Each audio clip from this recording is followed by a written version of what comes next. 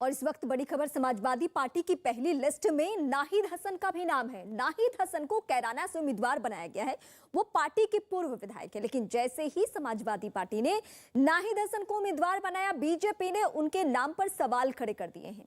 BJP नेता अमित मालवीय ने एक वीडियो ट्वीट किया है और आरोप लगाया है कि नाहिद हसन ने ही कैराना में बीजेपी के लोगों से सामान नहीं लेने की अपील की थी।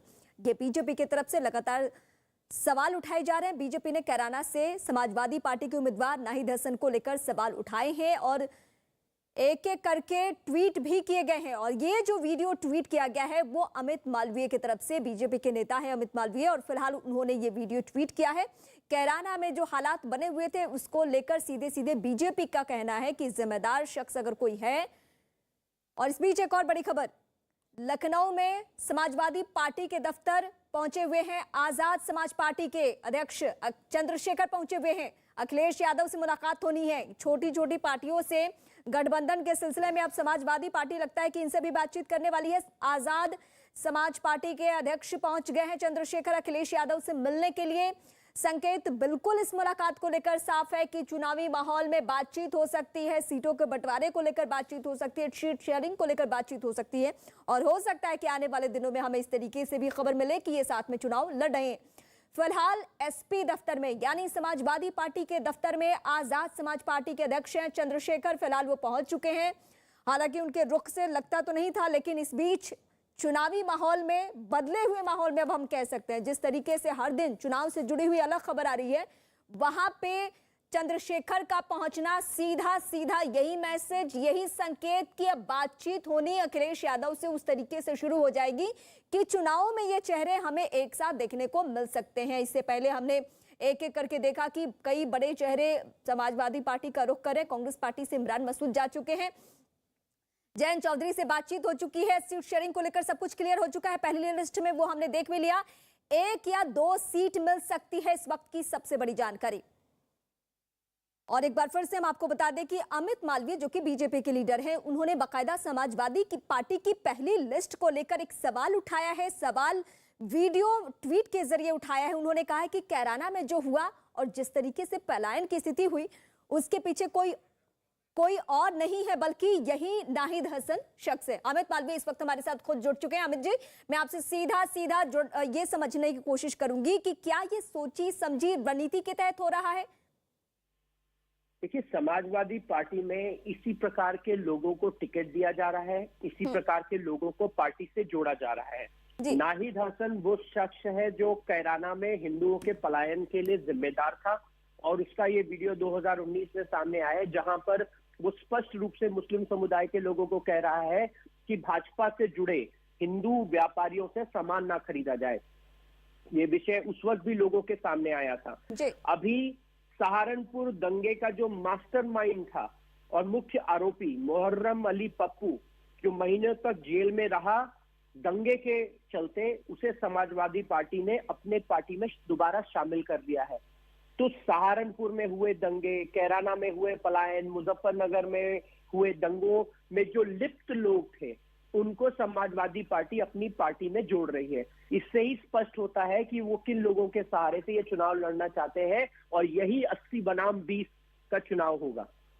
बिल्कुल अमित जी, मैं वही सवाल एक बार फिर से उसको और बड़े कैनवस पे ले जाके आपसे समझना चाहूंगी। चाहे जिन्ना को लेकर बयान देना या इस तरीके से चेहरे जिनको टिकट दिया जा रहा है, जो आप लोग वक्त वक्त पे सवाल उठाते रहे हैं, क्या ये एक स्ट्रैटेजी के तहत हो रहा है? और जो 80-20 का आप जिक्र कर रहे हैं, 80-20 में वही समझ में आता है जो कि समाजवादी पार्टी कर रही है? समाजवादी पार्टी शुद्ध रूप से मुस्लिम तुष्टीकरण के आधार पर ये चुनाव लड़ना चाह रही है, चुनाव को सांप्रदायिक बनाने का प्रयास कर रही है। इसीलिए इस प्रकार के लोगों को पार्टी में शामिल किया जा रहा है, इसीलिए इस प्रकार के बयान दिए जा रहे हैं। इनके जितने सांसद हैं, हसन से लेकर शफीकुर बर्क तक, उन्होंने समय समय पर इसी प्रकार के भड़काऊ बयान दिए हैं। स्पष्ट है कि ये दंगा कराने वालों की पार्टी है, गुंडों की पार्टी है, भ्रष्टाचारी पार्टी है, और इसी प्रकार के लोग इसकी पार्टी में शामिल हैं, उनके उम्मीदवार होंगे, लेकिन जनता इनको जीतने नहीं देगी, ये बिल्कुल स्पष्ट है। अभी तो नाहिद हसन का ही नाम आया है क्योंकि समाजवादी पार्टी की ये पहली लिस्ट है। क्या आने वाले दिनों में अगर इसी तरीके से चेहरे को अगर मौका मिलता है तो बीजेपी इस मुद्दे को किस तरीके से उठाने वाली है चुनावी माहौल में? देखिए, समाजवादी पार्टी की सभी लिस्टों में इसी प्रकार के गुंडे मवाली आपको दिखेंगे, जिन पे दंगों का आरोप है, जिन पे छेड़खानी का आरोप है, जिन पे गमन का आरोप है, जिन पे जमीन अधिग्रहण का आरोप है। इसी प्रकार के लोग समाजवादी पार्टी में शामिल हैं और यही समाजवादी पार्टी का चरित्र है और समय समय पर हम इस विषय को उठाते रहेंगे।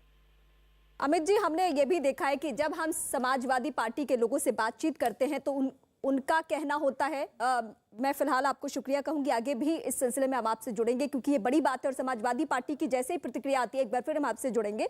तो बड़ी खबर इस वक्त हम आपको बता रहे हैं कि नाहिद हसन को समाजवादी पार्टी ने टिकट दिया है और इस टिकट देने के बाद बीजेपी अब अलग अलग एंगल से ना सिर्फ सवाल उठा रही है बल्कि 2019 का वो वीडियो भी साझा कर रही है जिसमें नाहिद हसन कुछ ऐसी बातें कहते हुए नजर आ रहे हैं जो हम यहां दोहरा नहीं सकते हैं।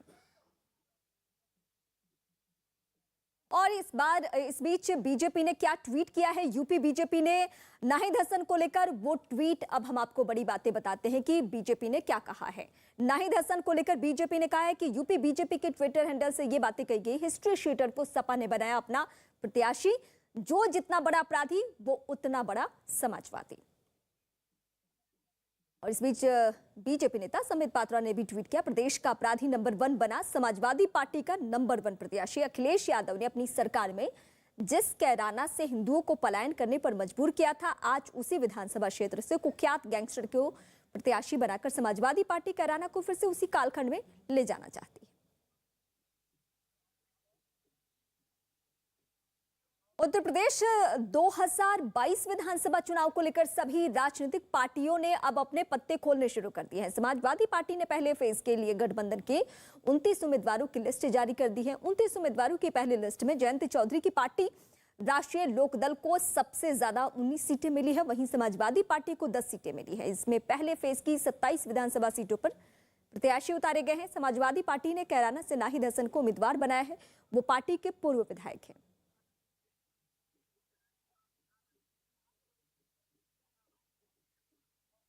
और इस बीच हमारे सहयोगी शिवेंद्र श्रीवास्तव लखनऊ से हमारे साथ जुड़ चुके हैं। समाजवादी पार्टी के दफ्तर पे इससे पहले हमारी आपकी बातचीत हुई थी, अगर आप वहां पे मौजूद हैं तो इस बीच एक और बड़ी खबर निकलकर सामने आ गई है, उसका पहले अपडेट मैं आपसे लेना चाहूंगी। चंद्रशेखर के पहुंचने की खबर आ रही है, अखिलेश यादव से संभवतः उनकी बातचीत हो सकती है, इससे जुड़ी जानकारी। देखिए, चंद्रशेखर रावण कल भी ये प्रयास कर चुके हैं कि अखिलेश यादव से मुलाकात करें, लेकिन कल मुलाकात नहीं हुई थी और आज चंद्रशेखर रावण की उनसे मुलाकात हो रही है। तो जाहिर सी बात है, चंद्रशेखर रावण का इरादा साफ है कि जिस तरह से समाजवादी पार्टी में तमाम लोग आ रहे हैं, वो अपने आप को एक दलित चेहरे की तरह प्रोजेक्ट करना चाहते हैं और इसी सिलसिले में बातचीत करने के लिए आए हैं। लेकिन अब समाजवादी पार्टी के पास कितने विकल्प हैं, कितनी सीटें दे सकते हैं, ये कहना मुश्किल है, क्योंकि जिस तरह से तमाम लोग आए हैं, चाहे वो महान दल हो, इसके अलावा स्वामी प्रसाद मौर्य आए हैं, उसके अलावा RLD है, तमाम लोगों को सीट शेयरिंग की बात हो चुकी है, शिवपाल यादव भी हैं और ऐसे में चंद्रशेखर रावण को कितना शेयर कर पाएंगे ये कहना अभी मुश्किल है। लेकिन फिलहाल चंद्रशेखर रावण और अखिलेश यादव की मुलाकात जो है वो अहम हो जाती है, क्योंकि एक तरीके से जिस तरीके चंद्रशेखर रावण अपने आप को दलित चेहरे की तरह दिखाते रहे हैं, चाहे प्रदर्शनों के जरिए हो, चाहे बीजेपी के साथ जब उनकी टसल हुई, तो ये बड़ा डेवलपमेंट है। और अब से कुछ देर बाद जब यहाँ पर स्टेज जो पीछे सजा हुआ है, जहाँ पर तमाम जो नेता हैं, जो बागी विधायक हैं बीजेपी के और अखिलेश यादव, इसके अलावा मंत्री यहाँ पर मौजूद होंगे, तो क्या चंद्रशेखर रावण भी यहाँ शामिल होंगे, ये देखने वाली बात होगी। क्योंकि अगर यहाँ पर आते हैं तो कहीं ना कहीं उनकी बात बनती हुई नजर आ रही है। लेकिन ये मुलाकात फिलहाल अहम इसलिए है क्योंकि क्या चंद्रशेखर रावण और अखिलेश यादव की समाजवादी पार्टी के बीच में कोई समझौता होता है या किस तरह के किस स्तर पर बात जाती है। लेकिन अभी जो समीकरण है, आपका रुख करती हूँ, जाहिर सी बात है आज ऐसे वक्त में पहुंचे हैं चंद्रशेखर जब समाजवादी पार्टी का जो स्टैंड है वो एकदम क्लियर है और कॉन्फिडेंस बढ़ा हुआ है। लेकिन इस बीच क्या बातें होती है उस पर हम सभी की निगाह है। चुनाव से जुड़ी इस बीच एक और बड़ी खबर, योगी सरकार में मंत्री रहे स्वामी प्रसाद मौर्य आज समाजवादी पार्टी में शामिल होंगे। उन्होंने दावा किया है कि उनके साथ 14 विधायक भी समाजवादी पार्टी में शामिल होंगे। बड़ी बात यह भी है कि बीजेपी छोड़ने वालों में ज्यादा वो नेता हैं जो बीएसपी या समाजवादी पार्टी में रहे हैं। एक दिन पहले स्वामी प्रसाद मौर्य ने अपने समर्थकों के साथ अखिलेश यादव से मुलाकात की थी। उनके साथ बीजेपी के बागी एमएलए भी मिले। मौर्य ने दावा किया कि बीजेपी को 2017 से पहले वाली स्थिति में पहुंचा देंगे। उनके घर के बाहर ढोल नगाड़े बज रहे हैं, समर्थकों का जमावड़ा है।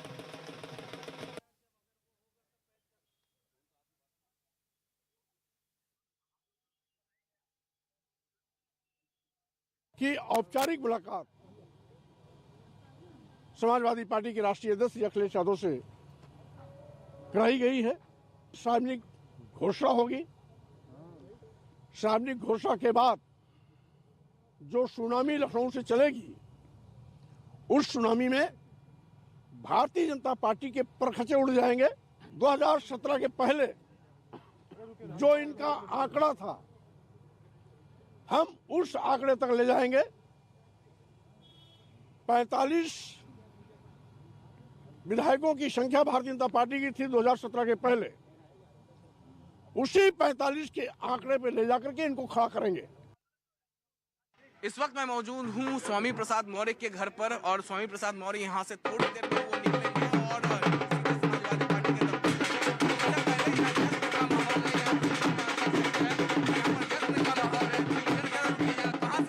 कहां से आए हो? हम लोग चिन्हट से आए हैं। चिन्हट से आए हो? कब से फॉलोअर हो स्वामी प्रसाद मौर्य के? हम लोग तो बहुत दिनों से फॉलोवर्स हैं। बहुत दिनों या सालों से? सालों से हैं। जैसे जब वो श्रम मिनिस्टर बने थे तब से हम लोग उन्हें जानते हैं। मुलाकात हुई थी इससे पहले कभी? इससे पहले कभी मुलाकात ही नहीं, क्योंकि मौका ही नहीं मिला। लेकिन आज आए हैं। जब वो बने थे तब हम लोग एक बार आए थे बजाने के लिए, तब मिले तो उसके बाद आज आए हैं, बहुत दिनों के बाद। आज आप यहाँ पर आए हैं हाँ। बजाने के लिए, तो बजाइए फिर। तो इस तरीके से उनके घर पर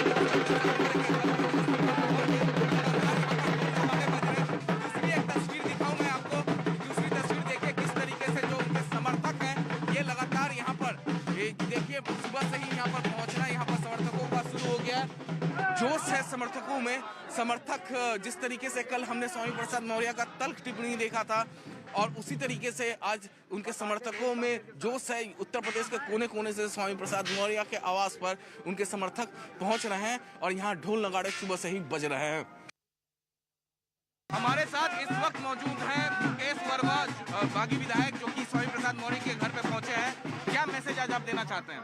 आज हम बहुत सारे लोग भारतीय जनता पार्टी को छोड़कर समाजवादी पार्टी, परम आदरणीय उत्तर प्रदेश के बनने वाले यशस्वी मुख्यमंत्री के हाथों में 85% की ताकत, 85% की ऊर्जा, नौजवानों की ऊर्जा, दलित, शोषित, पिछड़े, अल्पसंख्यक और जनजाति की ताकत उनके साथ है।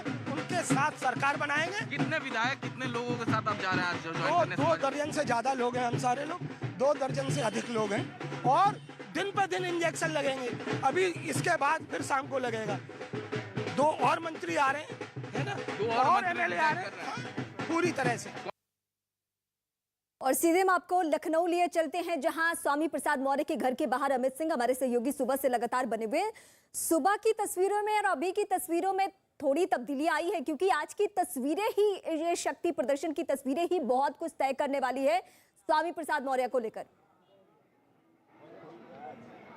जी हाँ, बिल्कुल। ये शक्ति प्रदर्शन ही है। जिस तरीके से बागी विधायक जो है लगातार वो पहुंच रहे हैं स्वामी प्रसाद मौर्य के घर पर, और उसके बाद जो कार्यकर्ता हैं जो पूरे उत्तर प्रदेश जो लगातार यहाँ पर पहुंच रहे हैं। तस्वीरें साफ है, ये शक्ति प्रदर्शन है। ये सिर्फ अपनी शक्ति दिखाने की एक कोशिश है स्वामी प्रसाद मौर्य की। इसी तरीके से शक्ति प्रदर्शन उन्होंने किया था जब वो बहुजन समाज पार्टी छोड़कर बीजेपी में दाखिल हुए थे।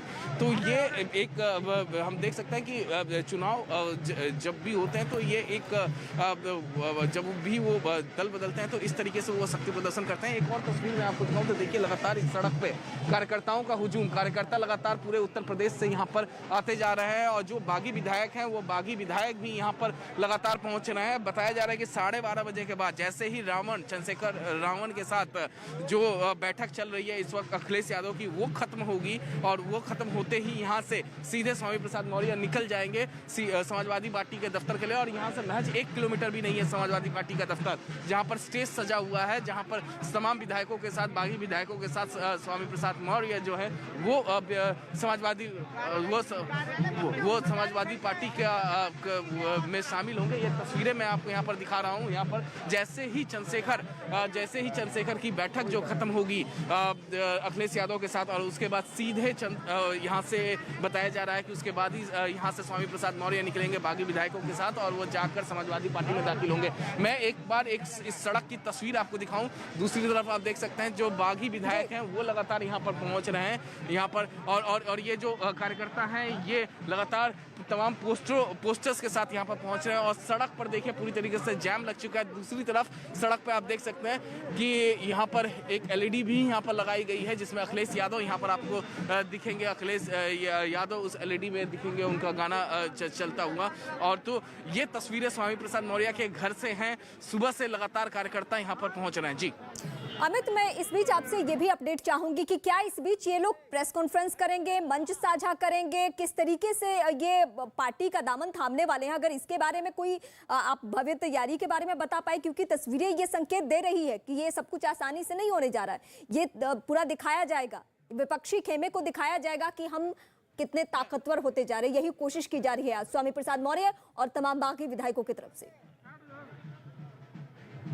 जी हाँ, बिल्कुल, ये पूरा विपक्षी ताकत दिखाने की कोशिश होगी और इसी वजह से समाजवादी पार्टी के दफ्तर में पूरी तरीके से स्टेज सजाया गया। उसी स्टेज पर स्वामी प्रसाद मौर्य होंगे, अखिलेश यादव होंगे, समाजवादी पार्टी के जो बड़े नेता होंगे वो होंगे, बागी विधायक होंगे और वो एक के बाद एक समाजवादी पार्टी का दामन थामेंगे। तो जाहिर तौर पर वो तस्वीरें जो होंगी वो तस्वीरें एक संदेश देंगी, एक मैसेज देने की कोशिश होगी कि इस बार स्वामी प्रसाद मौर्य, अखिलेश यादव, इन लोगों की तरफ से एक मैसेज देने की कोशिश होगी कि इस बदलाव होगा। वहीं दूसरी तरफ लगातार बीजेपी पलटवार है। बीजेपी का कहना है कि कोई बदलाव नहीं होगा, लॉ एंड ऑर्डर के मुद्दे पर चुनाव लड़ा जाएगा। तस्वीरें देखिए यहाँ पर, तस्वीरें उत्तर प्रदेश अमित, मैं आपके जरिए तस्वीरें सुबह से ही देख रही हूँ और ये तस्वीरें ही बता रही है कि शक्ति प्रदर्शन करने की कोशिश की जा रही है, लेकिन जहां जाना है स्वामी प्रसाद मौर्य को वहां लिए चलते हैं हम आपको, यानी समाजवादी पार्टी के दफ्तर। वहां से हमारे सहयोगी शिवेंद्र इस वक्त हमारे साथ जुड़े और शिवेंद्र के जरिए हम देख रहे हैं कि अब समाजवादी पार्टी के कार्यकर्ता भी बेहद उत्साहित हो चुके हैं। शिवेंद्र, चुनावी माहौल में चुनाव परिणाम सब कुछ तय करता है, गेंद पब्लिक के पाले में है, लेकिन तस्वीरों का बहुत महत्व होता है चुनावी माहौल में। और आज वो तस्वीरें फिलहाल समाजवादी पार्टी के दफ्तर से निकलकर आ रही है शक्ति प्रदर्शन की और स्वामी प्रसाद मौर्य की तरफ से आ रही है। क्या कुछ होने जा रहा है, अगर वहां की तस्वीरों के जरिए आप ब्रीफ कर सके? देखिए, ये साफ तौर पर एक तरीके का शक्ति प्रदर्शन ही है, क्योंकि एक तरफ स्वामी प्रसाद मौर्य के बाहर, घर के बाहर ढोल नगाड़े बज रहे हैं। तो यहाँ मैं आपको दिखाना चाहूंगा कि जो समाजवादी पार्टी का दफ्तर है, यहाँ पर कार्यकर्ताओं से पूरा ये जो लॉन है ये भरा हुआ है और उससे कुछ देर बाद अखिलेश यादव के साथ स्वामी प्रसाद मौर्य और दूसरे जो बागी विधायक हैं वो यहाँ पर मौजूद होंगे। उससे पहले जो तमाम कार्यकर्ता हैं वो यहाँ पर उत्साह के साथ बैठे हुए हैं कि कैसे ये जो रणनीति थी जिसके तहत अखिलेश यादव ने इन 3 मंत्रियों को और विधायकों को शामिल करने की योजना बनाई थी, उसको देखने के लिए। और यहाँ पर जो स्टेज सजा है उसकी तरफ मैं आपको दिखाना चाहूंगा कि यहाँ पर धीरे धीरे नेताओं का आना शुरू हो गया है। जो समाजवादी पार्टी के उत्तर प्रदेश के अध्यक्ष नरेश उत्तम पटेल वो आ चुके हैं, इसके अलावा कुछ एक MLC और नेता लोग आ चुके हैं। लेकिन इस बीच अखिलेश यादव की चंद्रशेखर रावण से मुलाकात हो रही है और उसी मुलाकात के बाद अखिलेश यादव इधर का रुख करेंगे और इस बीच यहीं से चंद कदमों की दूरी पर जो स्वामी प्रसाद मौर्य का घर है वहां से स्वामी प्रसाद मौर्य भी आएंगे। अब से चंद मिनटों के बाद जब ये पूरा यहाँ पर सिलसिला शुरू होगा तो साफ तौर पर ये संदेश देने की कोशिश होगी कि कैसे उन्होंने बीजेपी के तमाम बड़े नेताओं को तोड़ा और अपनी पार्टी में शामिल किया है। और शायद इस पूरे सिलसिलेवार मौके का फायदा उठाने के लिए चंद्रशेखर रावण ने भी मुलाकात की है। अभी आपका रुख करती हूँ, अमित के पास बड़ी जानकारी है, बड़ी तस्वीरों के जरिए अमित वहां से दिखाएंगे। अमित, वहां कोई हलचल? क्या स्वामी प्रसाद मौर्य अब निकलने वाले हैं?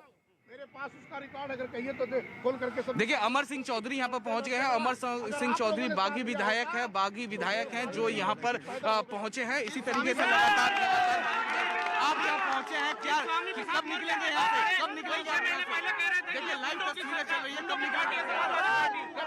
एक मिनट भाई, रुको एक मिनट सिंह जी, कब निकलेंगे आप यहाँ से? सबसे पहले तो मैं चौथे स्तंभ को सलाम करता हूँ, आप सबको नमस्कार करता हूँ। जो आज आप लोग जग करके डिबेट हम लोगों से ले रहे हैं, अगर सरकार बनने के साल भर ऐसे घूमते तो गरगरवाता में तो जोगी अब तक भाजपा गिर गई होती। ये बताइए, तो आप तो अभी छोड़ के निकले हैं बीजेपी, अभी आचार संहिता लागू होने के बाद आपने इस्तीफा दिया। ये भाजपा सरकार पे मीडिया मेहरबान है तो गरगरा रहे हैं। जरा media model code of conduct लगने के बाद तो पागल हो जाएंगे भाजपा नेता। ये झूठे नहीं, मुझे नहीं पता है,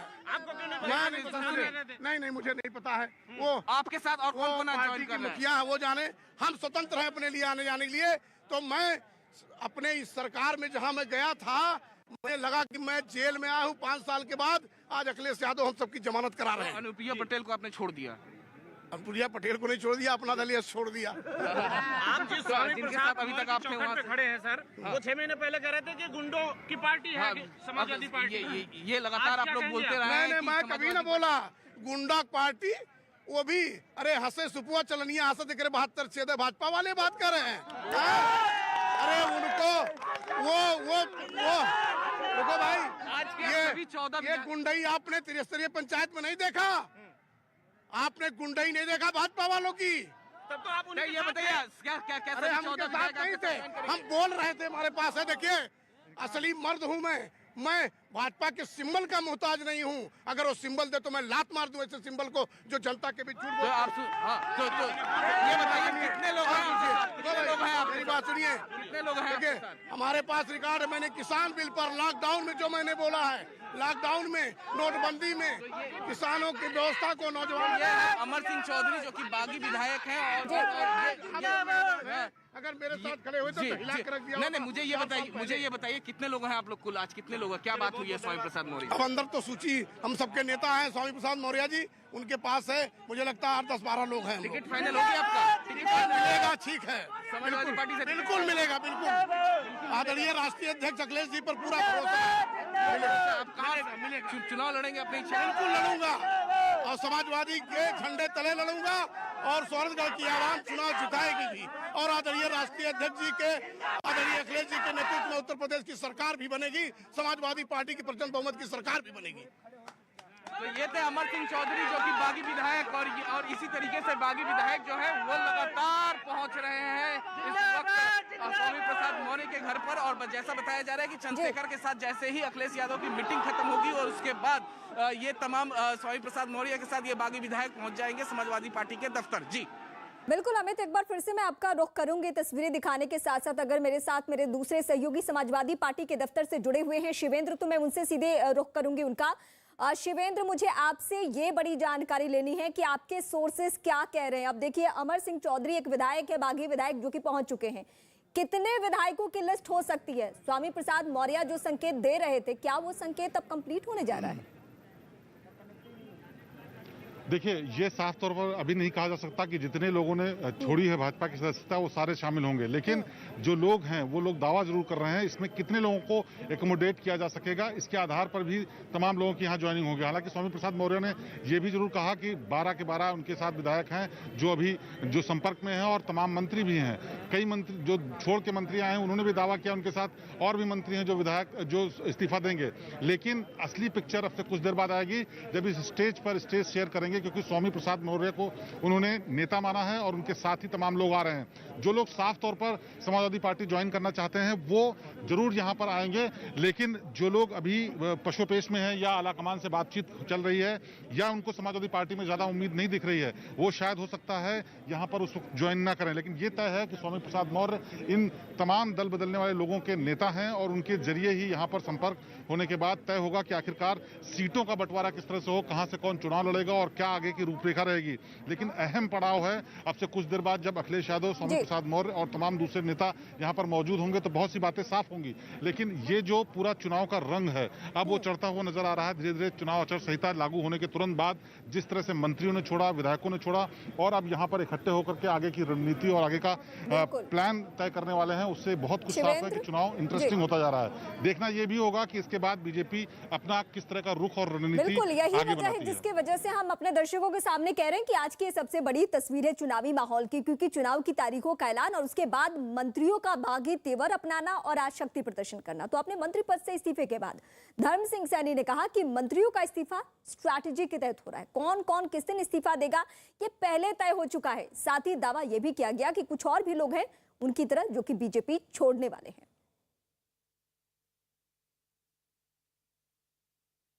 आपके साथ क्या और भी मंत्री हैं जो अभी और जा सकते हैं? हाँ, अभी और संख्या है, आप गिनते रहिएगा बारी बारी इसी तरह। भी नंबर बता सकें? नंबर के दावे बहुत किए जा रहे हैं। एक एक रोज करेगा। अच्छा, एक दिन में नहीं करेगा, एक एक रोज करेगा। आज तीसरा दिन है, तीसरे मंत्री ने क्या, कल को एक और करने वाला है सुबह ही।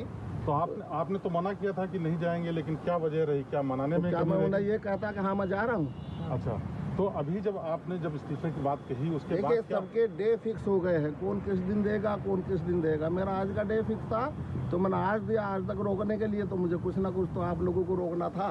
तो आपके साथ और कौन से जो मंत्री हैं जिनसे क्या बात क्या हुई आपके? नहीं, मैं नाम नहीं बताऊंगा, लेकिन मंत्री काफ़ी आने वाले हैं, विधायक बड़ी संख्या में आ रहे हैं और भारतीय जनता पार्टी को पूरे तरीके से आज बैकफुट पे है, मनाने पर लगी हुई है, विधायकों को मनाने पर लगी हुई है। जिन विधायकों के टिकट कट रहे थे उन्हें वापस करने पर लगी हुई है।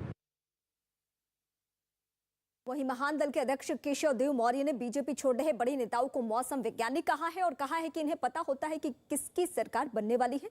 ये लोग मंत्री बने बिना नहीं रह सकते। चुनाव के आसपास ये बड़े नेता दूसरे दलों के ये मौसम विज्ञानी की तरह होते हैं और इन्हें पता होता किसकी सरकार बनने वाली होती है। ये मंत्री बिना बने रह नहीं सकते। तो ये दल बदल इसलिए करते हैं कि अब उन्हें पता है कि गांव में बड़ा विरोध है, जनता डंडे लेके बैठी है, तो लोग उससे उबे हैं, भारतीय जनता पार्टी से नाराज हैं। और इस बीच सीधे हम अपने सहयोगी अमित का रुख करते हैं। अमित, आपके पास की जो तस्वीरें हैं उससे बहुत कुछ साफ नजर आ रहा है कि ये बागी विधायकों की संख्या अब धीरे धीरे बढ़ती जा रही है। जैसे जैसे वक्त और करीब आएगा यानी मंच पे पहुंचने का, समाजवादी पार्टी के दफ्तर जाने का, पत्ते खुल जाएंगे। जी हाँ, बिल्कुल। देखिए, बीजेपी ने साफ किया था कि जिन विधायकों, जिन मंत्रियों का परफॉर्मेंस सही नहीं रहा है उनका हम टिकट काटेंगे और इसी वजह से वो सर्वे भी करवा रही थी। और बीजेपी का दावा है कि चाहे स्वामी प्रसाद मौर्य हो, चाहे जितने भी बाकी विधायक। ब्रिजेश प्रजापति इस वक्त हमारे साथ हैं, हम सीधा मिलसे ब्रिजेश प्रजापति से बातचीत करते हैं। ब्रिजेश जी, निकल गए समाजवादी पार्टी के दफ्तर? दफ्तर जा रहे हैं, दफ्तर जा रहे हैं। समाजवादी पार्टी दफ्तर जा रहे हैं? जी जी बिल्कुल। आप अंदर स्वामी प्रसाद मौर्य के साथ थे, कितने लोग हैं कुल टोटल आज ज्वाइन करने वाले? जो लोग भी इस्तीफा दे चुके हैं अब तक, सभी लोग साथ में हैं और जा रहे हैं। कितने हैं? 12 है, 13 है, 14 है, कितने हैं? अरे जितने भी हैं सभी लोग जा रहे हैं। मैंने कितने काउंट नंबर जानना चाहते हैं ब्रिजेश जी। देखिए, सबसे पहला शख्स आप थे स्वामी प्रसाद मौर्य के साथ रिजाइन करने वाले। आज नंबर बताइए आज आप। देखिए, नंबर तो बहुत ज्यादा हैं। जो भी माननीय विधायक जैसे 14 लोग हैं वो सभी लोग जा रहे हैं। 14 सभी लोग जा रहे हैं? सभी लोग जा रहे हैं। सभी। तो ये सुन रहे थे आप ब्रिजेश प्रजापति को, जो स्वामी प्रसाद मौर्य के साथ पहला विधायक, जो जिस दिन स्वामी प्रसाद मौर्य ने रिजाइन किया था उसी दिन ब्रिजेश प्रजापति खुलकर उनके समर्थन में सामने आए थे। और ब्रिजेश प्रजापति का यह साफ कहना है कि कुल 14 विधायक जो बागी थे वो सभी जो हैं इस वक्त समाजवादी पार्टी दफ्तर जा रहे हैं। ब्रिजेश प्रजापति, अमर सिंह चौधरी से भी हमने बातचीत की, वो भी इस वक्त यहाँ पर निकल चुके हैं, अपने गाड़ियों का इंतजार कर रहे हैं और ये लोग सीधे यहाँ से निकल रहे हैं। अब ये धीरे धीरे जो ये नेताओं कार्यकर्ताओं का काफिला है वो समाजवादी पार्टी का रुख कर रहा है, क्योंकि वहां पे एक मंच तैयार है और उसी मंच के जरिए शक्ति प्रदर्शन करना है। लेकिन इस बीच यूपी सरकार में मंत्री सिद्धार्थनाथ सिंह ने पार्टी छोड़ने वाले नेताओं पर बड़ा हमला बोला। उन्होंने दावा किया कि पार्टी छोड़ने वालों को बड़ा नुकसान उठाना पड़ेगा और वो जहां से भी लड़ेंगे वो चुनाव हारेंगे। कल्याण सिंह जी से बड़ा ओबीसी उत्तर प्रदेश में कोई नहीं रहा है और न रहेगा। लेकिन ये भी सच है कि वो जब उन्होंने मुलायम सिंह या समाजवादी पार्टी के साथ हाथ मिलाया था तो उनके पास भी अच्छे रिजल्ट नहीं आए थे। सबसे बड़ा देश का ओबीसी जो है वो नरेंद्र मोदी जी है, देश के प्रधानमंत्री जी है, और उन्होंने अपने जो तार हैं सब ओबीसी और दलित समाज के साथ जोड़े हैं, किसानों और युवाओं के साथ, महिलाओं के साथ जोड़े। वहीं केंद्रीय मंत्री कौशल किशोर का कहना है कि कुछ लोगों के बीजेपी छोड़ने से फर्क नहीं पड़ता है, सर्वे इनके खिलाफ था, इनके टिकट कटने की संभावना थी और इसीलिए पार्टी छोड़ दिया। कोई फर्क नहीं पड़ता, ये वही लोग रिजाइन कर रहे हैं जिन लोगों के खिलाफ जहां से विधायक थे वहां की जनता ने इनके खिलाफ थी और इन विधायकों के खिलाफ ही एंटी इनकम्बेंसिंग था कि वोट थी और इसलिए वो जानते थे कि नहीं जीतेंगे। और ये जो है जो एक सर्वे होता उस सर्वे में भी इनके खिलाफ आया और इनको भी पता चल गया कि हम चुनाव नहीं जीतेंगे, इसलिए बीजेपी को छोड़ करके ये गए हैं क्योंकि इनके टिकट भी कटने की संभावना थी।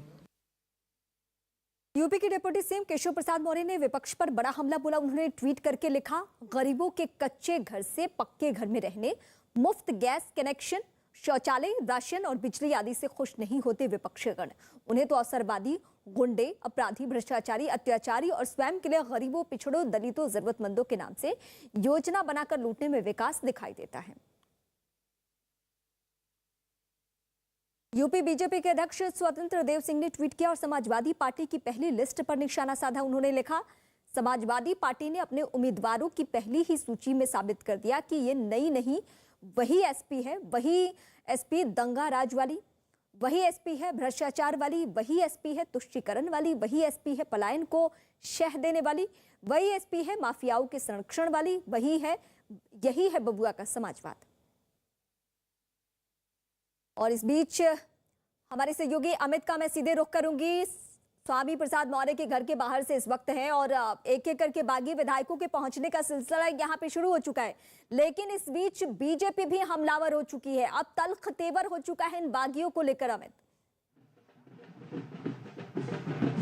जी हाँ, बिल्कुल। बीजेपी तो साफ तौर पे ये कह रही है कि वो सर्वे करवा रही थी और जिन विधायक मंत्रियों का परफॉर्मेंस सही तरीके से नहीं था पिछले 5 साल में, जिनके लिए नाराजगी थी, जिन्होंने जनता ने जिन्हें चुना और जनता के लिए जिन्होंने काम नहीं किया, उन लोगों का वो टिकट काट रही थी। और ऐसे ही लोग जो है वो दल बदल रहे हैं और उसी में स्वामी प्रसाद मौर्य या विजय प्रजापति हो या अमर सिंह चौधरी हो, उनका नाम शुमार है। तो ये बीजेपी साफ साफ लफ्जों में कह रही है। तो दूसरी तरफ स्वामी प्रसाद मौर्य के घर के बाहर की तस्वीरें और स्वामी प्रसाद मौर्य समेत जितने भी बागी विधायक हैं, उन लोगों का साफ साफ ये कहना है कि उनका दम घुट रहा था, शायद इसी वजह से वहां से निकल कर। लेकिन ये भी सच्चाई है कि मॉडल कोड ऑफ कंडक्ट लगने के बाद ये सभी लोग जो है बीजेपी के मंत्रिमंडल से इस्तीफा दिए हैं, योगी मंत्रिमंडल से इस्तीफा दिया है। ये भी सच्चाई है और इसी वजह से बीजेपी इस वक्त काफी कॉन्फिडेंट है कि उन्हें इसके बारे में कोई फर्क नहीं पड़ता। मैं एक और तस्वीर आपको यहाँ पर दिखाऊं। देखिए, स्वामी प्रसाद मौर्य के घर पर ब्रिजेश प्रजापति यहाँ से निकल चुके हैं, अमर सिंह चौधरी यहाँ से निकल चुके हैं। ये सीधे समाजवादी पार्टी के दफ्तर गए हैं। उनसे खुद मैंने बातचीत की तो उनका कहना था कि अब वो समाजवादी पार्टी के दफ्तर गए, यानी जब ये यहाँ से निकल चुके हैं तो इनके पीछे जो है इनके अब जैसे ही चंद्रशेखर के साथ अखिलेश यादव की मीटिंग खत्म होगी तो जाहिर तौर पर स्वामी प्रसाद मौर्य भी यहाँ से निकलेंगे और समाजवादी पार्टी के दफ्तर जाएंगे। ये देखिए, ढोल नगाड़े सुबह से ही यहाँ पर लगातार बज रहे हैं। पूरे उत्तर प्रदेश से जो कार्यकर्ता है वो लगातार यहाँ पर पहुँच रहे हैं और हम यहाँ पर और भी बागी विधायक जो हैं वो यहाँ से निकल रहे हैं। सीधे हम इनसे बातचीत करने की कोशिश करते हैं, सीधे इनसे हम बातचीत करने की कोशिश करते हैं कि क्या कहते हैं ये। हम सर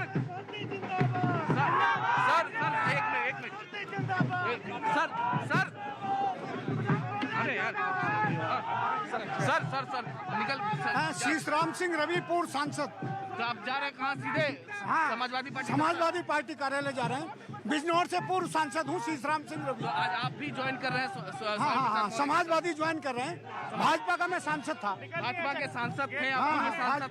कितने लोग हैं आपके साथ आज ज्वाइनिंग करने के लिए? आज बहुत सारे लोग हैं, पूरे प्रदेश से लोग आए हैं। कोई विधानसभा ऐसी नहीं बची जहाँ से और दलितों का रुख जो है, दलित वोट और पिछड़ा वोट जो है। स्वामी प्रसाद मौर्य ने क्या कहा आपसे? आ रहे हैं साथ ही जाएंगे। तो इस तरीके से देखिए, पूर्व सांसद, पूर्व विधायक, बागी विधायक, वो सब जो है स्वामी प्रसाद मौर्य के साथ आज ज्वाइन कर रहे हैं। यानी जो उनके फॉलोअर्स हैं वो सभी स्वामी प्रसाद मौर्य के साथ समाजवादी पार्टी दफ्तर जाना शुरू हो गए हैं। यहाँ देखिए, काफिला गाड़ियों का लग चुका है और यहाँ से यानी थोड़ी ही देर में कुछ ही देर में यही सच्चाई है। कुछ ही देर में स्वामी प्रसाद मौर्य यहाँ से निकलेंगे समाजवादी पार्टी के दफ्तर के लिए। हम आपका एक बार फिर से रुख करेंगे। इस बीच यूपी चुनाव से जुड़ी हुई बड़ी खबर, आज यूपी बीजेपी की पहली लिस्ट आने वाली है। सबसे पहले 2 चरणों की लिस्ट जारी हो सकती है।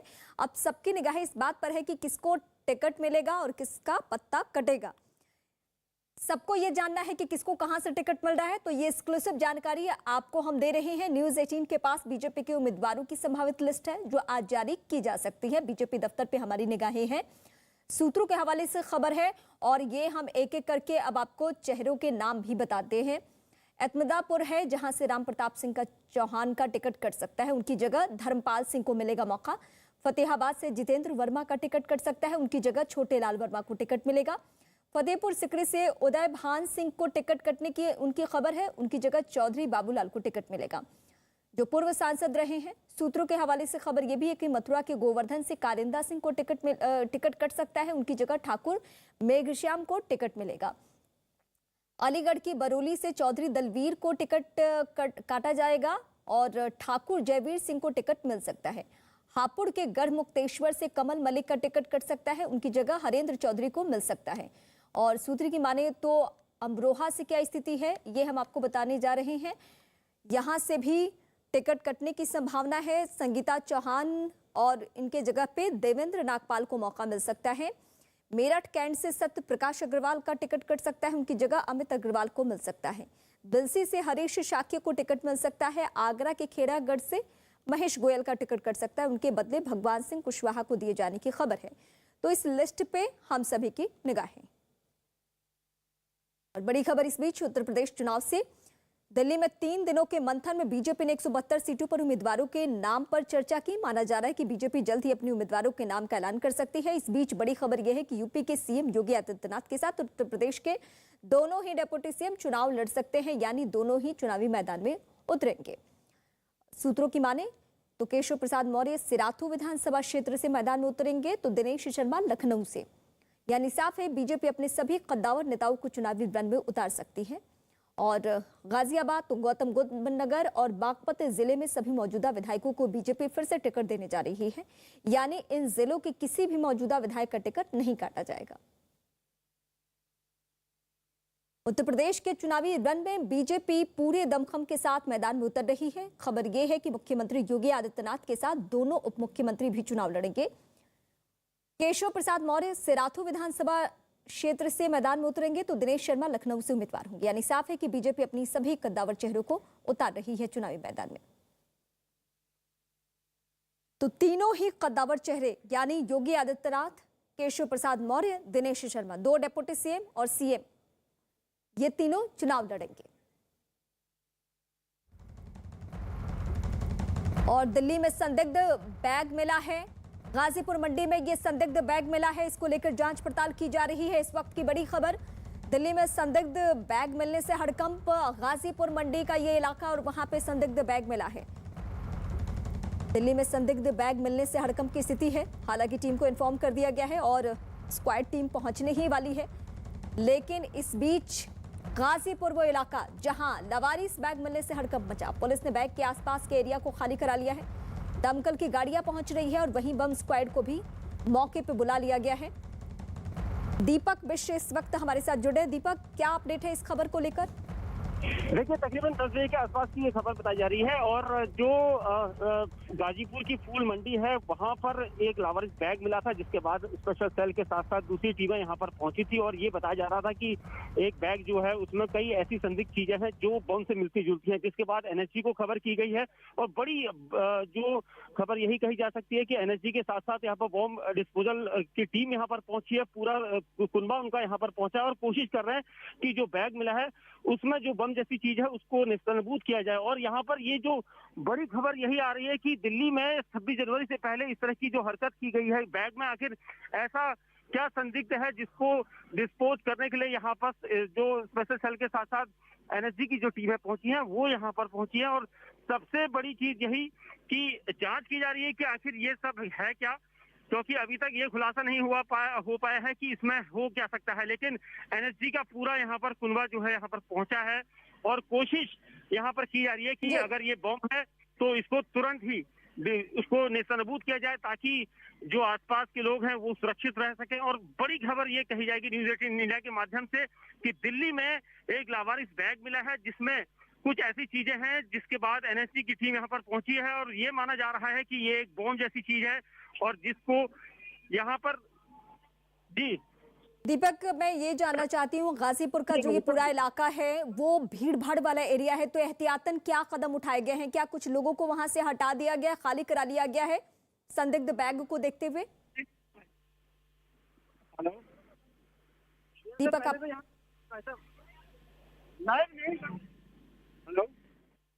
दीपक अब तक आवाज पहुंच रही है? तो मेरा सवाल है, गाजीपुर इलाका पूरा भीड़ भाड़ वाला एरिया है, गाजीपुर मंडी खासकर, और यहाँ पे संदिग्ध बैग मिला है, तो सबसे बड़ी चुनौती टीमों के सामने यह है कि पहले लोगों को हटाया जाए वहां से। बिल्कुल, सारे इलाके को खाली कराया गया है, जो फूल मंडी के आसपास का इलाका है उसको खाली कराया गया है और उसके बाद से ही स्पेशल सेल की टीम यहाँ पर है, एनएसजी की टीम है यहाँ पर। कोशिश ये की जा रही है कि जो बैग के अंदर मिला है उसको पूरा डैमेज किया जाए, क्योंकि यहाँ पर ये माना जा रहा है कि जो संदिग्ध चीजें मिली हैं उस बैग के अंदर उसको पूरी तरह से नेस्तनाबूद करने के लिए, अगर वो बॉम्ब जैसी चीज है तो उसको पूरी तरह से यहाँ पर खत्म किया जाए। इसके लिए डिस्पोजल की टीमें यहाँ पर पहुंची है। जो बॉम्ब स्क्वाड यहाँ पर है वो अपने पूरी मशीनरी के साथ पहुंचा है, तो ये माना जा रहा है कि कुछ ऐसा संदिग्ध उसमें मिला है। लेकिन हालांकि स्पेशल सेल के अधिकारी अभी कुछ भी ऐसा कहने से कतरा रहे हैं, लेकिन ये पक्का हो चुका है कि 2 घंटे से यहाँ पर जो प्रक्रिया चल रही थी वो यहाँ पर अभी भी है, और जो चीज बैग के अंदर मिली है उसको यहाँ पर बॉम्ब स्क्वाड, जो बॉम्ब डिस्पोजल दस्ता है, वो इसको यहाँ पर नेस्तनाबूद कर रहा है। जी बिल्कुल, अब ये एक्सक्लूसिव तस्वीरें एक बार ब्रीफ कर दूं, फिर मैं दीपक आपके पास आऊंगी। ये गाजीपुर मंडी का इलाका और पूरे इलाके को खाली करा लिया गया है क्योंकि यहाँ पे संदिग्ध बैग मिला है और उसके बाद टीमों के सामने चुनौती।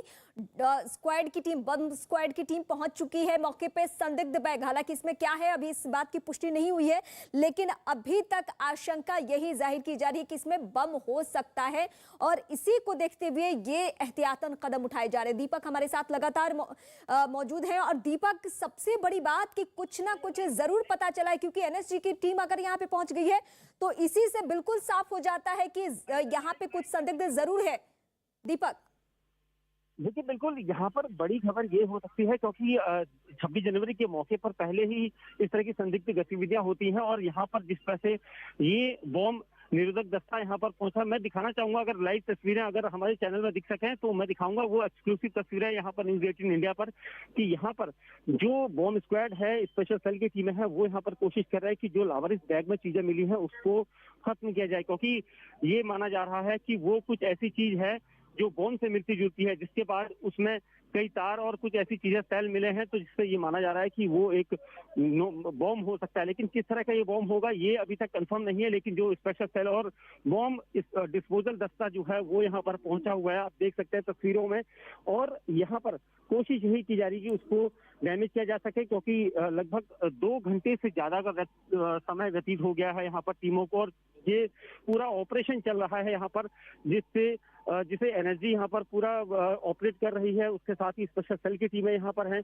ये माना जा रहा था कि सुबह तकरीबन 10:15 बजे के आसपास ये जो बैग था लावारिस हालत में यहाँ पर मिला था, लेकिन उसके बाद पुलिस ने तुरंत ही एक्शन लिया और कोशिश की कि दीपक, मैं फिर आपके पास लौटती हूँ। ये एक्सक्लूसिव तस्वीरें आपके टीवी स्क्रीन पर आप देखिए। एनएसजी की टीम यहाँ पहुंच चुकी है। अब इसी से समझ सकते हैं कि संदिग्ध बैग में जरूर बम है या कुछ और जरूर है। इसी बात की आशंका के तहत ये टीमें अलर्ट हो चुकी है। ये पूरे एरिया को, गाजीपुर का एरिया जहां पे लोगों की मौजूदगी होती है, उनकी मौजूदगी हर वक्त होती है, लेकिन फिलहाल इस एरिया को पूरा खाली करा लिया गया है। एहतियातन कदम उठाते हुए डॉग स्क्वाड, बम स्क्वाड की टीमें पहुंच चुकी हैं। यहाँ पे एनएसजी की मौजूदगी देखने को मिल रही है। ये दिल्ली का गाजीपुर मंडी एरिया जहां पे लोगों की मौजूदगी, लेकिन इस पूरे भीड़ भाड़ वाले एरिया में क्या किसी की ये साजिश है? और चूंकि हमारे सहयोगी दीपक लगातार बता रहे हैं, इस वक्त हमारे साथ लोकेशन से सीधे लाइव जुड़ चुके हैं दीपक मिश्र। तस्वीरें दिखाने के साथ साथ बड़ी बातें बताइए।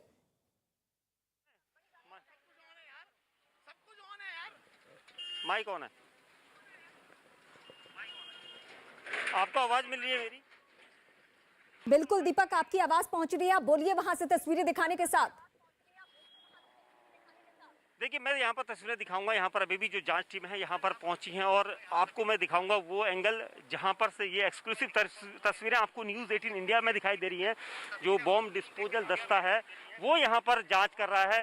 दिल्ली पुलिस ने पूरे इलाके को घेरा हुआ है। मैं दिखाना चाहूँगा उस गाड़ी के पास जहाँ पर बॉम्ब डिस्पोजल दस्ता है, ट्रक के पास नकुल शर्मा, इसको दिखाइए जूम करके। तो यहाँ पर मना किया जा रहा है पुलिस के द्वारा, लेकिन ये सबसे बड़ी चीज़ है, बड़ी कामयाबी कही जाएगी इसको अगर डिस्पोज किया जाता है, क्योंकि डिस्पोजल दस्ता यहाँ पर पहुँचा है।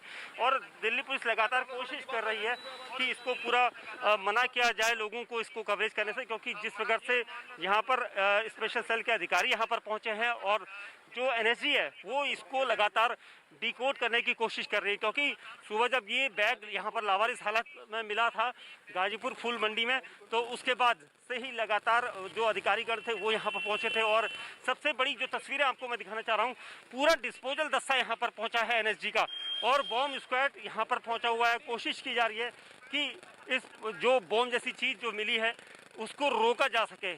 और यहाँ पर कोशिश पुलिस की यही है कि मीडिया की कवरेज से उसको दूर रखा जाए, लेकिन यहाँ पर अभी भी कुछ चीज़ें ऐसी हैं जिससे संदिग्ध रूप से ये कहा जा सकता है कि ये बॉम्ब जैसी चीज हो सकती है, लेकिन अभी तक पुलिस अधिकारी ये कहने से कतरा रहे हैं कि ये क्या चीज है। लेकिन संदिग्ध रूप से जो भी चीज है वो बड़ी खतरनाक है, जिसको लेकर यहाँ पर लगातार एनएसजी की टीमें जो है काम कर रही है। सुरक्षा कारणों की वजह से पूरे एरिया को चारों तरफ खाली किया गया है और हमें भी लगातार मना किया जा रहा है कि यहाँ पर कवरेज ना किया जाए। जी बिल्कुल दीपक, आपके जरिए हम तस्वीरें देख रहे हैं। इस वक्त की सबसे बड़ी तस्वीर, एनएसजी की टीमें पहुंची हुई है, डॉग स्क्वाड, बम स्क्वाड की टीम यहाँ पे अलर्ट है और एहतियातन कदम उठाते हुए इस पूरे एरिया को खाली करा लिया गया है। ये बीच सड़क और आप देखिए गाड़ियों की आवाजाही एकदम कंप्लीट है और पुलिस लगातार हमारे सहयोगी दीपक को भी और भी जो लोग हैं सबको अलर्ट करिए कि प्लीज आप इधर से मूव ना करें। अभी चूंकि ये प्रोसेस पूरा चल रहा है। दीपक, एक बार फिर से आप जरा इस पूरे एंगल को ब्रीफ कीजिए और तस्वीरों के जरिए हमारे दर्शकों को दिखाइए, क्योंकि ये दिल्ली में अगर किसी की ये साजिश है तो ये साजिश बेनकाब हो चुकी है इस वक्त। बिल्कुल निश्चित तौर पर देखिए, जिस तरह से ये कॉल मिली थी उसके लगातार स्पेशल सेल की टीमें यहाँ पर काम कर रही थी। लगातार हम इस पूरी खबर को काम कर रहा है, क्योंकि लावारिस हालत में ये बैग मिला था, जिसके बाद सुबह से तकरीबन 2 घंटे से ज्यादा का समय व्यतीत हो गया। पूरे इलाकों को खाली कराया गया है। स्पेशल सेल कोशिश कर रही है कि यहाँ से लोगों को हटाया जाए, क्योंकि जो ऑपरेशन है वो यहाँ पर चल रहा है। और आप देख सकते हैं यहाँ पर लगातार जो एक्सक्लूसिव तस्वीरें आपको हम दिखा रहे हैं, वो पूरे इलाके को स्पेशल सेल ने पूरा घेरा हुआ है और उसके साथ ही बॉम्ब डिस्पोजल दस्ता जो है यहाँ पर पहुंचा हुआ है। सुबह से तकरीबन 2 घंटे से ज्यादा का समय हो गया है। टीमें जो है यहाँ पर लगातार सिक्योरिटी की यहाँ पर मौजूद है। कोशिश की जा रही है कि बॉम्ब जो डिस्पोजल दस्ता है वो जो लावारिस चीज मिली है उसको निशानबूद करने में जुटा हुआ है, क्योंकि उसको डैमेज करना बहुत जरूरी है। किस तरह की तार है, किस तरह के केमिकल्स, किस तरह के वायर मिली है, किस तरह के सेल मिले हैं, उसको देखा जा रहा है। और लगातार हमसे ये मना किया जा रहा है कि इसको लाइव टेलीकास्ट ना किया जाए, क्योंकि ऑपरेशन जो चल रहा है वो जिस तरह से चल रहा है उससे ये साफ जाहिर है कि कोई ऐसी चीज यहाँ पर बरामद हुई है, जो ऐसी चीज मिली है। एडिशनल डीसीपी विनीत कुमार इस वक्त मेरे साथ जुड़े हैं। सर, अभी क्या जानकारी, क्या यहाँ पे बम की बरामदगी हुई है गाजीपुर मंडी में? दोहराएं प्रीति। सर, यहाँ पे क्या बम मिले हैं? बम मिलने की खबर है? बम मिलने की खबर है और लावारिस बैग में बम जैसी चीजें मिली हैं, बम की जैसी चीज मिली है, तार मिले हैं, उसमें कुछ ऐसी चीजें मिली है जो बम हो सकता है। और जिसके बाद स्पेशल सेल और एनएसजी की टीमें पहुंची है, क्योंकि जिस तरह से जो अधिकारियों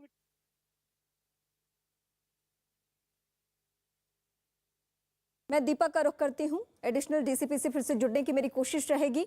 दीपक, दरअसल हम चाह रहे हैं कि प्रशासनिक टीम जुड़े और उनसे हम बातचीत करके अपने दर्शकों को ब्रीफ कर सके कि ये क्या यहाँ पे किस चीज की बरामदगी हुई है, क्या बम ही मिला है, क्योंकि जो तस्वीरें हैं उसके जरिए संकेत साफ है कि यहाँ पे संदिग्ध कुछ जरूर है। दीपक, एक बार फिर से तस्वीरें दिखाइए। हालांकि अब ऑटो गाड़ी को मूव करने दिया जा रहा है, क्या इसे डिफ्यूज कर लिया गया?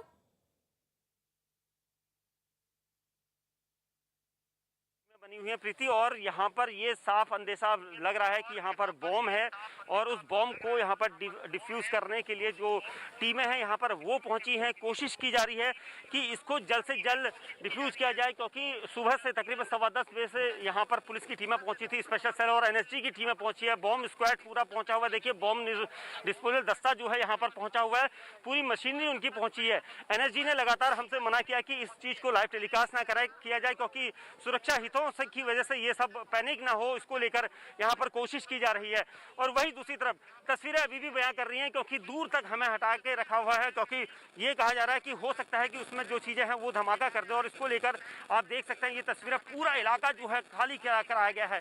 स्पेशल सेल के अलावा जो अधिकारी है, DCP special cell Prabodh Kushwaha यहाँ पर पहुंचे हैं, एसीपी रैंक के अधिकारी यहाँ पर पहुंचे हैं, साथ ही एनएसजी के अफसर यहाँ पर पहुंचे हैं। और कोशिश अब ये देखिए दमकल की गाड़ी को आगे पीछे किया जा रहा है, ताकि मीडिया के कैमरे से इसे दूर रखा जाए। और कोशिश यहाँ पर यही है कि इसको जो है यहाँ पर रोका जाए और तुरंत ही जो आसपास के लोग हैं उसको यहाँ से हटाया जाए। हालांकि हमारे लाइव टेलीकास्ट को देखकर कई बार एनएसजी हमारे पास आ चुकी है और कह रही है कि इसको लाइव टेलीकास्ट ना किया जाए, क्योंकि हम सिर्फ कोशिश कर रहे हैं कि दिखाएं, पैनिक नहीं करना चाहते, क्योंकि 26 जनवरी की सुरक्षा का माहौल है। और ऐसे में गाजीपुर फूल मंडी के गेट के ठीक सामने इस तरह का जो बॉम्ब जैसा बैग मिला है, जो बैग है उसके अंदर जो चीजें मिली हैं वो काफी संदिग्ध हैं, जो बॉम्ब की तरह दिखाई दे रही हैं। और इसको लेकर एनएसजी यहाँ पर पहुंचा। अभी तक पुलिस अधिकारियों ने आधिकारिक रूप से ये नहीं कहा है कि ये बॉम्ब है, लेकिन ये जरूर माना जा सकता है कि यहाँ पर जो टीमें हैं, जो लोग हैं, जो आप देख सकते हैं यहाँ पर, क्योंकि अधिकारी लगातार ये कोशिश कर रहे हैं कि हम ना दिखाएं, तो हम भी ये चाहते हैं कि पैनिक ना हो, लेकिन सुरक्षा कारणों की वजह से यहाँ पर जो लोग हैं उनको दूर हटाया गया है। कोशिश सबकी यही है कि मीडिया की नज़रों से यहाँ पर इस ऑपरेशन को रोका जाए, क्योंकि जो ऑपरेशन चल रहा है एनएसजी का वो दिखाई ना दे, क्योंकि यहाँ पर हो सकता है कि कोई धमाका हो जाए। इसको लेकर यहाँ पर पूरी सक्रियता बरती जा रही है।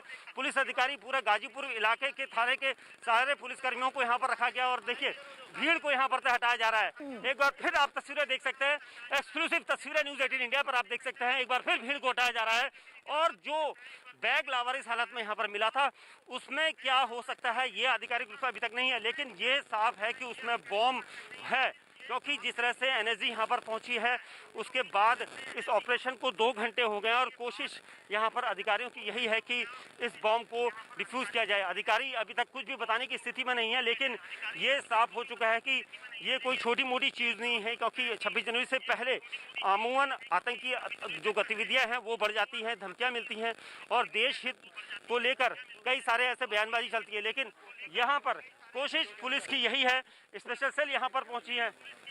बिल्कुल, हाँ जी बिल्कुल, वीडियो नहीं बनाएंगे, वीडियो नहीं बना रहे हैं, वीडियो नहीं बनाएंगे। देखिए हमें लगातार ये को कहा जा रहा है स्पेशल सेल के द्वारा कि वीडियो मत बनाइए, क्योंकि ये साफ है कि जब तक आधिकारिक रूप से नहीं कहा जा सकता, लेकिन जिस तरह की चीजें मिली हैं वो काफी संदिग्ध हैं, बॉम्ब से मिलती जुलती हैं। लावारिस बैग के अंदर ये सारी कोशिश कीजिए, देश की सुरक्षा से जुड़ा हुआ ये मसला है, हम रूल्स को फॉलो करेंगे। हम उस एरिया की तस्वीरें बिल्कुल नहीं दिखाएंगे जहां पे एनएसजी नहीं चाहती है, बिल्कुल हम उन तस्वीरों को नहीं दिखाएंगे क्योंकि बहुत सेंसिटिव इशू है।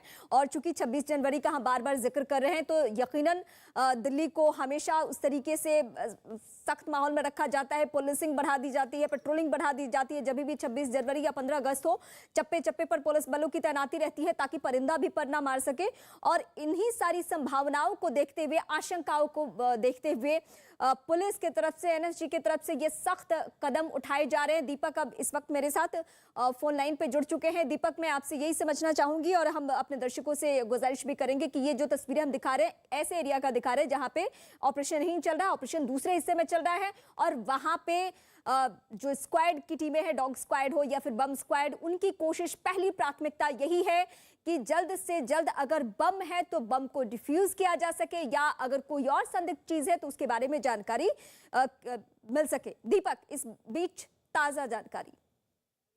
देखिए प्रीति, अभी भी लगातार जो बम डिस्पोजल दस्ता है वो यहाँ पर है, एनएसजी की टीमें हैं, स्पेशल सेल के अधिकारी लगातार एक दूसरे से बातचीत कर रहे हैं। कोशिश उनकी यही है कि वो लगभग कई बार हमारे पास आए और ये कहा गया कि मीडिया इसको कवरेज ना करे क्योंकि यहाँ पर ऑपरेशन चल रहा है। यानी ऑपरेशन चल रहा है क्या, कहने का मतलब साफ है कि ये कोई मॉकड्रिल नहीं है, ना ही कोई ऐसी चीज मिली है जो छोड़ी जा सकती है, क्योंकि 2 घंटे से ज्यादा का ऑपरेशन हो चुका है और इस पूरे मसले पर कोई भी अधिकारी कुछ नहीं बोल रहा है। तो साफ तौर पर यही कहा जा सकता है कुछ ऐसी संदिग्ध चीजें मिली है उस लावारिस बैग में जो बम से मिलती जुलती हैं। और यहाँ पर अमूमन सुबह फूल मंडी में सैकड़ों की, हजारों की तादाद में लोग यहाँ पर आते हैं और उनकी फूल मंडी में आवाजाही रहती है। लेकिन जिस तरह से लावारिस बैग मिला उसके बाद तकरीबन 10:15 बजे के आसपास पुलिस को एक कॉल मिली है। उसके बाद से ही लगातार जो पुलिस अमला है, बम डिस्पोजल दस्ता है, साथ ही एनएसजी के कमांडो यहाँ पर पहुंचे हैं। ये पूरे इलाकों को बैरिकेड किया गया है। मैं दीपक एक बार फिर से आपका रुख करूंगी, जरा तस्वीरें मैं फिर से ब्रीफ कर दूं। दरअसल एनएसजी का या स्थानीय पुलिस का कहना है कि हम बहुत क्लोज वहां तक नहीं जा सकते हैं जहां पे ये ऑपरेशन चल रहा है और ये होना भी चाहिए। सबसे पहले देश की सुरक्षा, हमारी दिल्ली की सुरक्षा और दिल्ली की सुरक्षा को ध्यान में रखते हुए यहाँ पे टीमें अलर्ट है, अलर्टनेस के साथ यहाँ पे टीमें एक्टिव है। और आप देखिए ये पूरा एरिया जो आपको दिख रहा है, मैं पूरा फिर से आपके सामने ब्रीफ कर दूं। दमकल की गाड़ियां यहाँ पे पहुंच चुकी है, डॉग स्क्वाड की टीम यहाँ पे मौजूद है, बम स्क्वाड की टीम यहाँ पे मौजूद है, एनएसजी की टीमें मौजूद है और कदम फूंक फूंक के उठाए जा रहे हैं क्योंकि गाजीपुर का जो ये पूरा इलाका होता है वहां भीड़ भाड़, अमूमन हमने भीड़ भाड़ देखा है और यही वजह है कि लोगों को सबसे पहले हटाया गया कि किसी को कहीं कोई नुकसान ना हो सके। एक बार फिर हमारे सहयोगी दीपक हमारे साथ जुड़ चुके हैं। दीपक, ये देश की सुरक्षा का मसला है, ये हम सबकी दिल्ली की सुरक्षा से जुड़ा हुआ मसला है और 26 जनवरी बेहद करीब है, तो इसको भांपते हुए तमाम आशंकाओं को ध्यान में रखते हुए हमारी टीमें इस वक्त एक्टिव है। मैं कर रहा हूं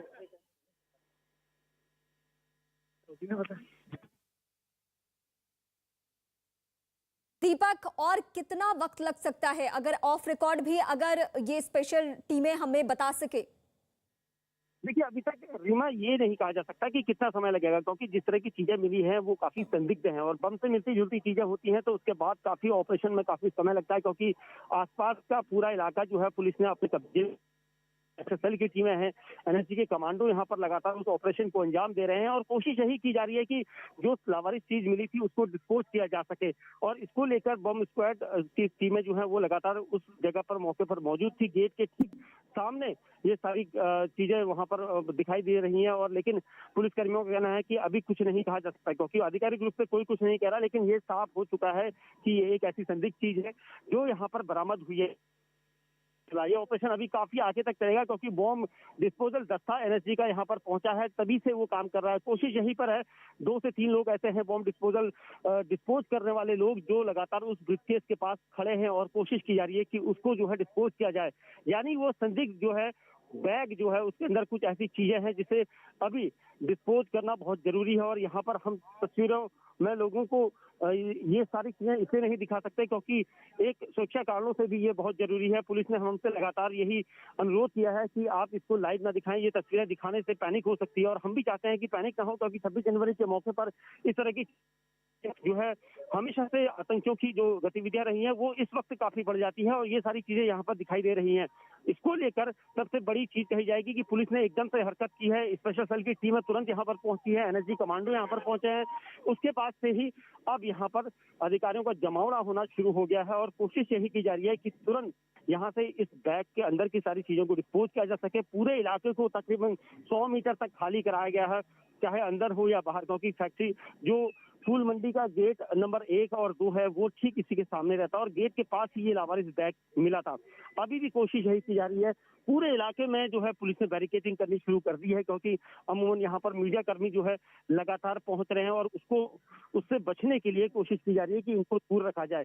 स्पेशल सेल के अधिकारी यहाँ पर पहुंचे हैं, 1 दर्जन से ज्यादा टीमें स्पेशल सेल की पहुंची है, उन्होंने पूरे इलाकों को घेरा हुआ है। चलिए दीपक, मैं एक बार फिर से आपका रुख करूंगी, ये तस्वीरें भी हम अपने दर्शकों को ब्रीफ करेंगे और फिलहाल बहुत ही सेंसिटिव माहौल है और ये देखिए सीएम योगी आदित्यनाथ की हम तस्वीरें आपको दिखा रहे हैं। आज मकर संक्रांति का मौका है और मकर संक्रांति पे फिलहाल दलित के घर पर सीएम योगी खाना खाने पहुंचे हुए हैं, दलित परिवार के साथ खाना खाने के लिए। इस वक्त गोरखपुर से दरअसल ये तस्वीरें हैं, गोरखपुर पहुंचे हुए हैं, जिस गोरखपुर से उनका ताल्लुक है, उनका लगाव है, उनका जुड़ाव है, जो उनकी सियासी कर्म भूमि के तौर पे जिसकी पहचान है या धार्मिक भी चीजों से जब उनका वास्ता रहा है तो ही गोरखपुर से उनकी बड़ी पहचान।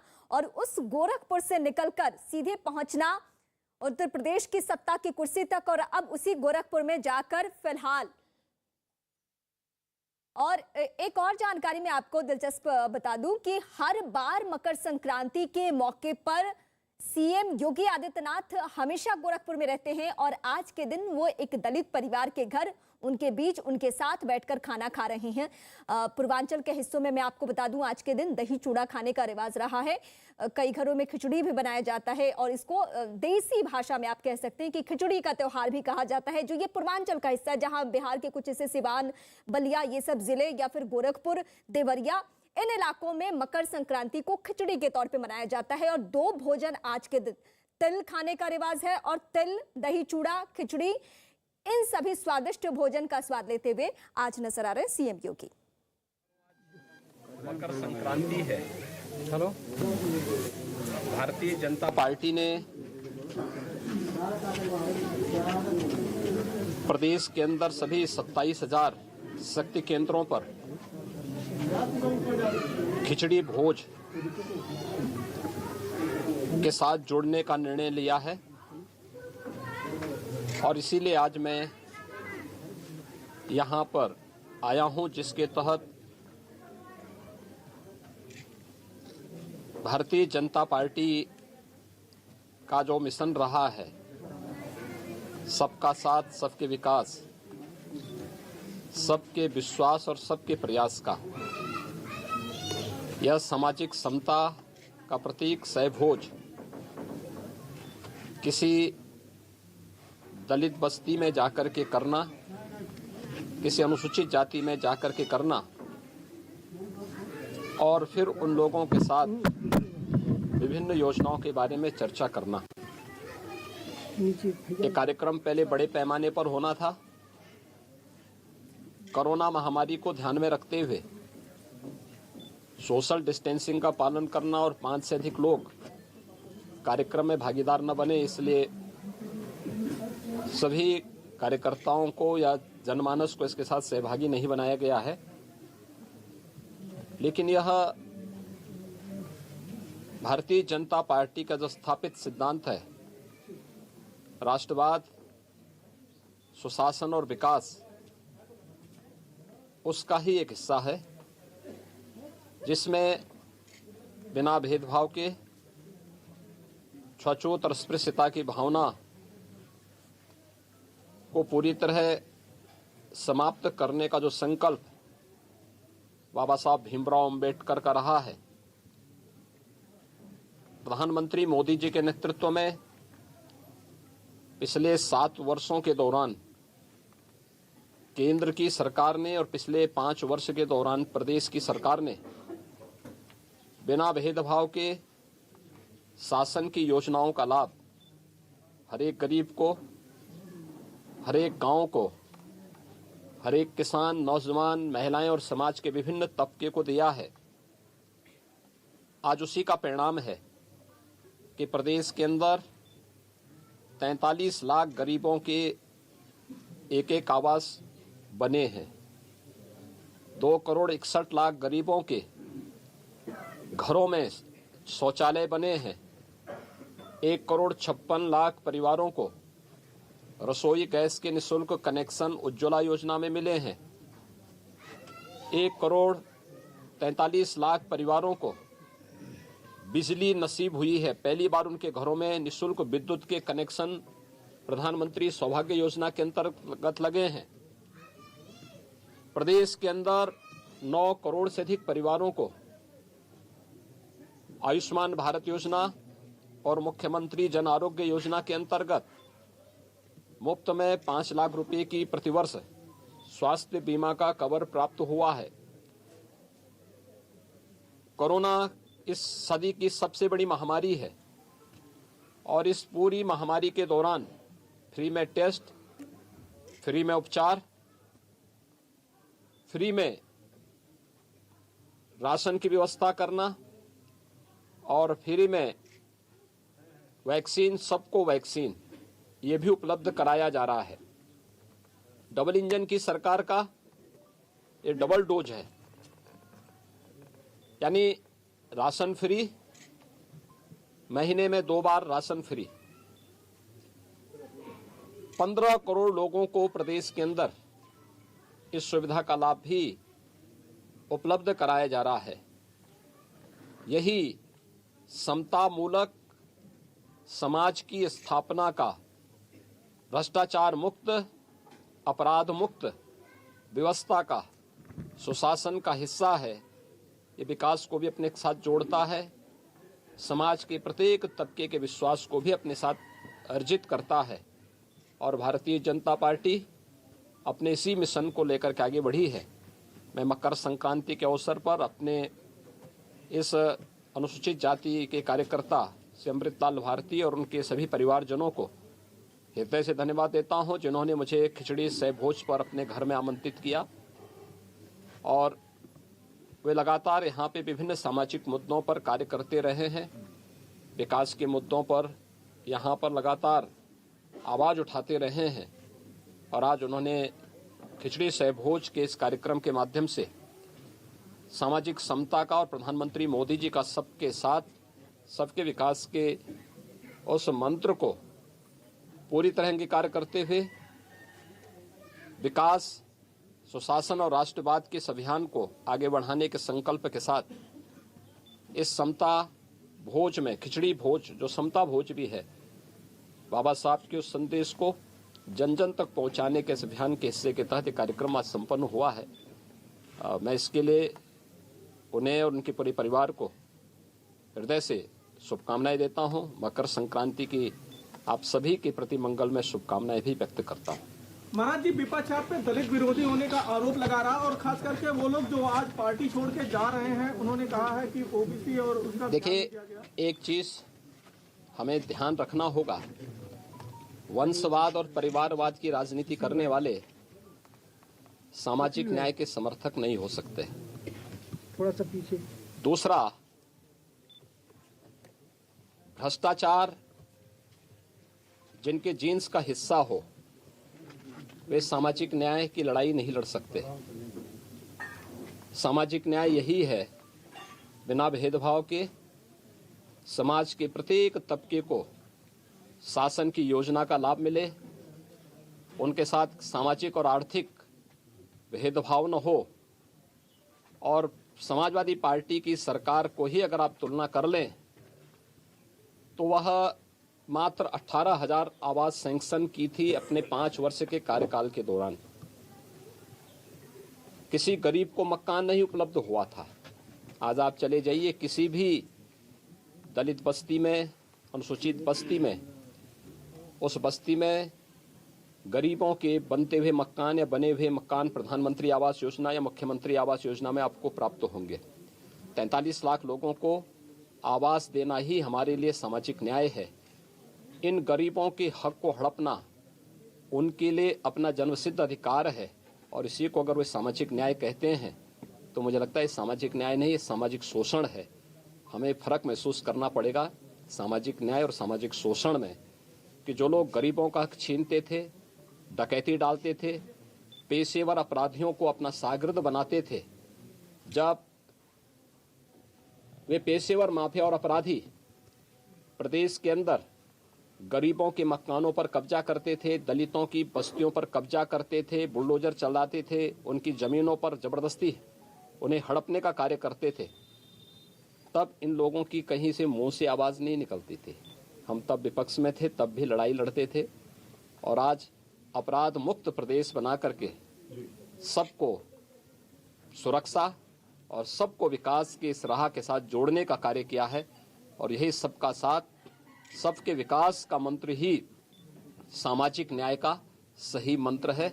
और सामाजिक मंत्र के इसी अभियान के तहत ये समता भोज कोरोना प्रोटोकॉल का पालन करते हुए आज यहाँ पर हम लोगों ने आयोजित किया है।